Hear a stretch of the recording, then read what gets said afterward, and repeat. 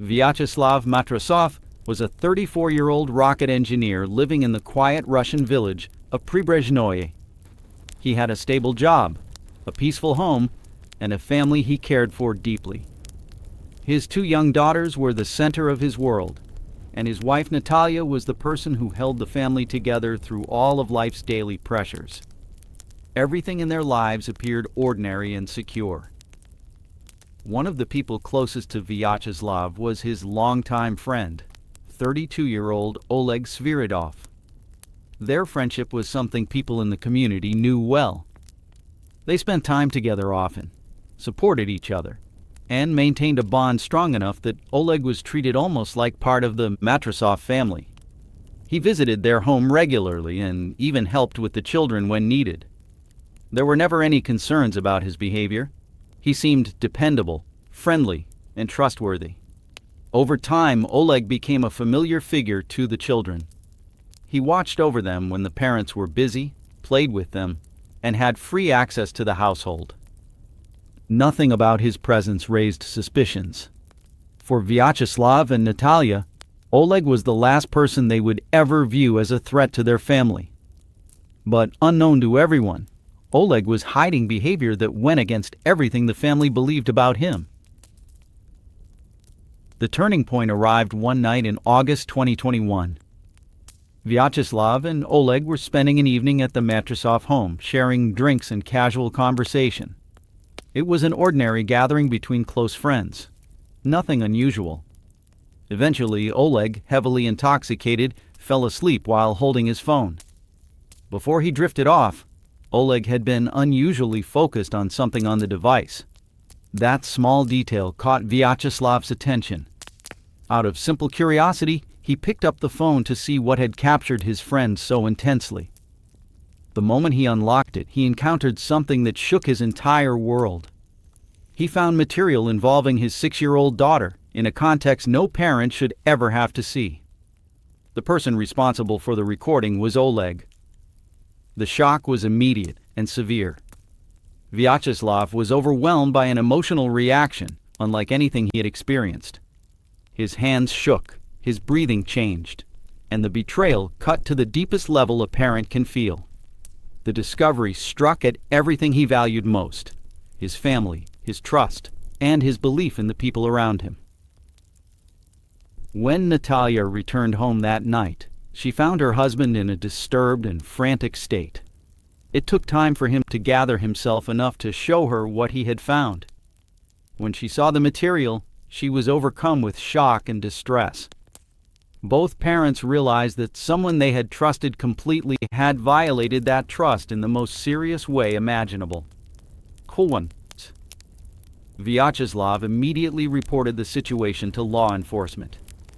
He expected urgent action, especially given the nature of what he had discovered. But days passed without meaningful response. Authorities did not begin an immediate investigation, and no steps were taken to address the threat. This lack of action intensified the emotional strain on the family. By September 2021, the pressure became unbearable for Vyacheslav. Feeling that the system had abandoned his family, he confronted Oleg and demanded that he turn himself in. Reports later stated that Vyacheslav issued a direct ultimatum, urging Oleg to take responsibility for his actions. That same night, Oleg did not return home. His mother contacted the police, reporting that he had appeared frightened and injured during their last contact. Authorities began searching for him and eventually discovered his body in a shallow grave in a wooded area near Vintai. At first, it appeared to be a clear case of homicide. The burial of the body, combined with the recent conflict between the two men, made Vyacheslav the primary suspect. He initially claimed that Oleg had been injured during an argument, and that he buried the body in confusion. However, this explanation did not align with the physical evidence, and Vyacheslav was arrested. Initially, he faced the possibility of a severe sentence for intentional killing, which could have carried up to 15 years in prison. But the investigation took an unexpected turn when the autopsy revealed that the wounds on Oleg's body were self-inflicted. This discovery contradicted earlier assumptions and forced investigators to reevaluate what had happened. Under additional questioning, Vyacheslav eventually provided more details. He admitted that he had taken Oleg into the woods and pressured him to take responsibility for what he had done. He stated that he forced Oleg to dig the burial site and that Oleg ended his life under that pressure. Based on this statement and the autopsy findings, the charges were changed to inciting an individual to cause self-harm, which carried a significantly reduced penalty. Mort. As the case reached the public, it generated widespread attention. Many people expressed sympathy for Vyacheslav, believing that he acted in the heat of extreme emotional distress after discovering the material involving his daughter. Community members rallied behind him, raising money for his legal expenses, and gathering more than 2,500 signatures requesting leniency. Neighbors who knew the family described Vyacheslav as a caring father and a responsible, peaceful individual.